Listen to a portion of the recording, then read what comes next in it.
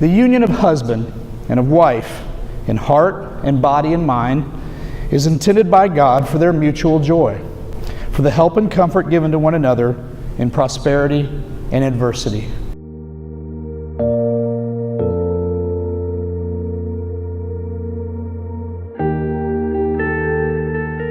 This is to be an amazing partnership. Therefore, marriage is not to be entered into unadvisedly or lightly, but soberly, deliberately, and in reverent fear before God.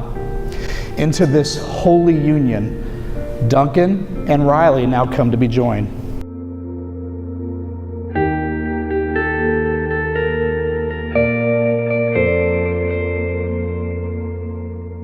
Riley, I want to start by saying that I don't want to vow to be your lawfully wedded husband, and I don't want to vow to be your spouse.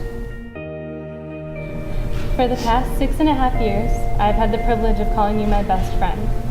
I've looked to you in times of trouble and in triumph as you helped guide me through every obstacle with a hand to hold and a heart to listen.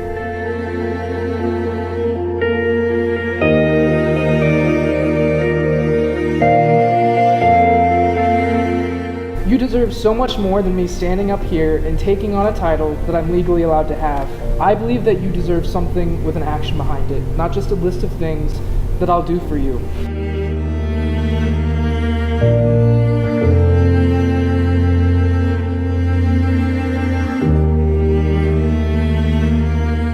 You have taught me patience, humility, empathy, and how to make the perfect grilled cheese.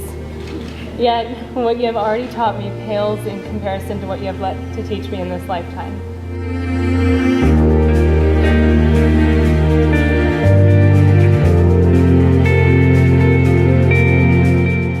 So today I want to vow to be your partner. Let me explain a little bit what I mean by that with a really important memory for me.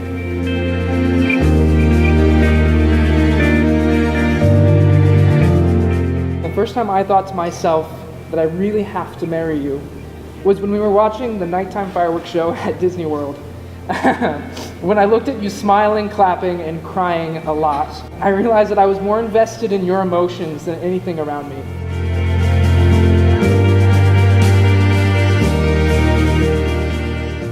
I can't remember any of that show, but I very clearly remember your face, and strangely, I remember it was behind you the whole time. It was a statue of Walt and Mickey Mouse called the Partner Statue. I struggled a lot with what I was going to write for these vows, and I kept going back to that memory and seeing that statue. So I researched a little bit, and I knew that the message behind it was exactly how I feel about you. I want to be your partner in so much more than just the legal sense.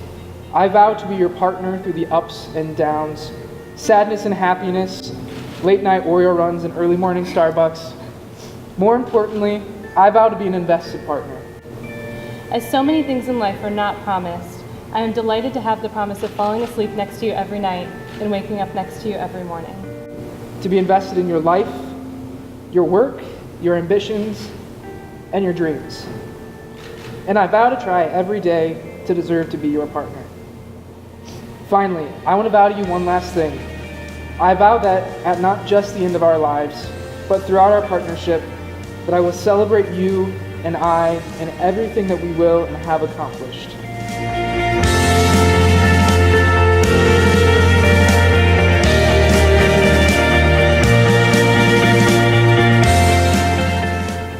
Like I said, I don't want to vow to be your husband, but I want to vow to be your partner for as long as you will have me.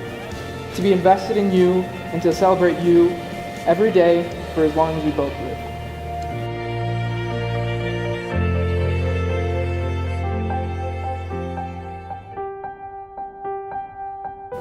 As we grow together, I promise to be your biggest fan and your toughest adversary, your ally in conflict and your cheerleader in victory, your comrade in adventure and your accomplice in mischief.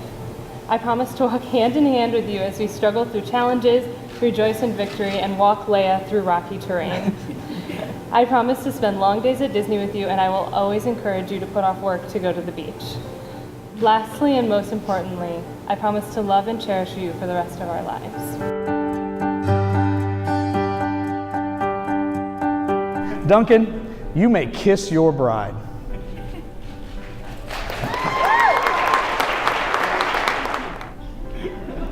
Ladies and gentlemen, I present to you Duncan and Riley.